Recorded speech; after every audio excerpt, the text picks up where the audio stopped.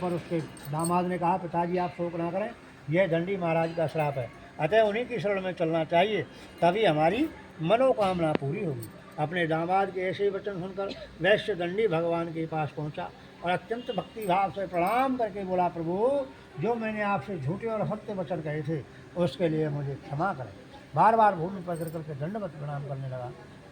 तब आकाशवाणी हुई, हे वैश्य, तेरी कन्या मेरे प्रसाद को छोड़कर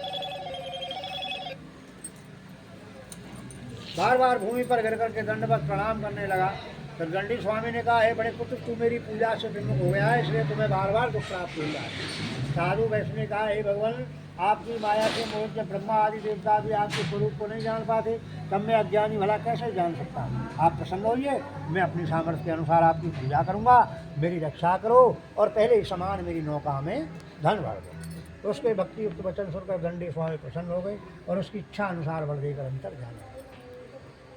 वैश्य ने जब नाव पर आकर देखा कि नाव धन से परिपूर्ण भरी हुई, तत्पश्चात उसी स्थान पर श्री सत्यनारायण भगवान का पूजन किया और धर्म के अनुसार नाव को छोड़कर अपने नगर के लिए चल दिया। जब नगर के निकट पहुंचा तो साधु वैश्य ने अपने दूत से कहा, ये देखो हमारी सुंदर नगरी आ गई, तुम हमारे घर जाकर खबर करो, मैं यहाँ धन की रक्षा करता। वैश्य की आज्ञा पाकर दूत वैश्य के घर गया। उसकी पत्नी लीलावती व पुत्री कलावती को हाथ जोड़कर नमस्कार कर कहा कि वैश्य अपने दामाद और धन के सहित इस नगर के समीप आ गए हैं। उस समय पर वैश्य की पत्नी लीलावती व पुत्री कलावती श्री सत्यनारायण भगवान का पूजन और व्रत कर रही थी। देखो, यहाँ से जो कथा प्रारंभ होती है वो ये होती है कि प्रसाद का कभी त्याग नहीं करना चाहिए। प्रसाद चाहे दुश्मन बांट रहा हो, नहीं खाना है मत खाइए, लेकिन ले लीजिए किसी और को नहीं, लेकिन प्रसाद का त्याग मत करो। यहाँ यही गलती कलावती ने कर दी। पूजन और प्रसाद को छोड़कर अपने पति से मिलने के लिए चली गई। जब समुद्र के तक पहुंची तो वहाँ भगवान की माया से भगवान ने उसके पति को और धन को नौका से समुद्र में डुबो दिया। अपने पति को न देखकर खड़ाऊ लेकर सती होने का निश्चय किया, रोने लगी, विलाप करने लगी। तो साधु वैश्य ने कहा, न जाने किस देव के पुत्रों से नौका का हरण किया गया है। श्री सत्यदेव भगवान का महात्म्य भी कौन जान सकता है। हे प्रभु, मुझसे या मेरे परिवार से जो भूल हुई हो उसे क्षमा करें। बार बार भूमि में गिर कर दंडवत प्रणाम करने लगा। तब आकाशवाणी हुई, हे वैश्य, तेरी कन्या मेरे प्रसाद को छोड़कर चली आई है, इसलिए इसका पति अदृश्य हो गया है, मरा नहीं, अदृश्य हुआ है। यदि वह घर जाकर प्रसाद खाकर लौटे तो इसे इसका पति अवश्य मिलेगा। ऐसी आकाशवाणी सुनकर कलावती अपने घर गई, श्री सत्यनारायण भगवान का पूजन पूर्ण किया, प्रसाद खाया।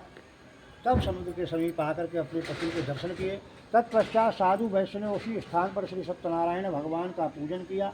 हर पूर्णमासी और संक्रांति को स्मृत करके इस लोक के समस्त होकर वैकुंठ को चला गया है। श्री स्कंद पुराणे रेवाखंडे श्री सत्यनारायण मृत कथायम द्वितीय चतुर्थोध्याय श्री हरे नमः। बोलो श्री सत्यनारायण भगवान की जय। बोलो विष्णु भगवान की जय। पंचम अध्याय 5वें अध्याय में सूत जी महाराज कहते हैं, ऋषियों, मैं एक और कथा कहता हूँ, आप सब ध्यान से सुने। पूर्व काल में तुंगध्वज नाम का राजा था। उसने भी भगवान के प्रसाद को त्याग कर बहुत दुख पाया। एक समय राजा वन में शिकार खेलने के लिए गया। बहुत से वन्य पशुओं को मारकर थकने के बाद में वट वृक्ष के नीचे आकर के बैठा। उसने वहाँ देखा कुछ ग्वाल बाल मिलकर के श्री सत्यनारायण भगवान का पूजन और व्रत कर रहे थे।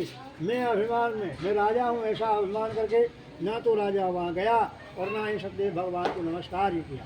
जब ग्वालों ने प्रसाद इच्छा अनुसार ला करके रखा, इच्छा अनुसार लेने के लिए, तो वह राजा प्रसाद को त्याग कर अपने नगर को चला गया। नगर में पहुंचकर क्या देखता है, उसके 100 पुत्र राज्य आदि सब नष्ट हो गए।